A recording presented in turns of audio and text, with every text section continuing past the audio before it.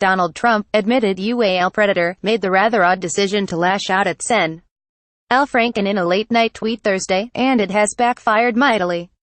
On Thursday, KABC Radio news anchor Leeann Tweeden published a disturbing account of Franken kissing and groping her without her consent during a USO tour in 2006. She included a photograph of Franken seemingly touching her breasts while she was asleep. Franken immediately apologized, agreed with calls for an ethics investigation into his behavior, promised to cooperate and to make every effort to atone. But for Trump, who has been accused by more than a dozen women of UAL assault and harassment, and who, of course, was caught on tape bragging about kissing and grabbing women by the pussy, it was an opportunity to issue a nasty tweet with a childish and misspelled nickname. The Al Frankenstein sick picture is really bad, speaks 1,000 words. Where do his hands go in pictures 2, 3, 4, 5, 6 while she sleeps, he wrote. The reaction to Trump's jaw-dropping and audacious hypocrisy was swift and widespread, across Twitter and on cable news the next day. What about yours? Tweeted former Fox host Gretchen Carlson. MSNBC host Stephanie Ruhle perfectly captured the sentiment many are expressing in response to Trump. https://sharedblue.com content uploads 2017-11 Ruhle calls out Trump.mp4 Ruhle. I noticed President Trump was asking about pictures 2, 3, 4, 5, 6. I was unaware there were any of those.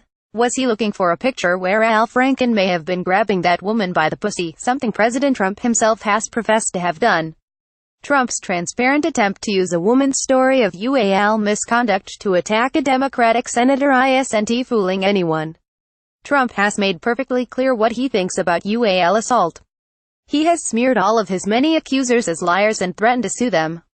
He has refused to condemn Roy Moore, the Alabama Senate candidate who has been accused by multiple women of UAL assault and harassment with such compelling and persuasive accounts that Trump's fellow Republicans in the Senate have largely abandoned Moore.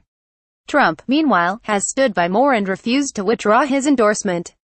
Trump refused to condemn former Fox News chief Roger Ailes, even after he was forced out over numerous allegations of harassment and misconduct.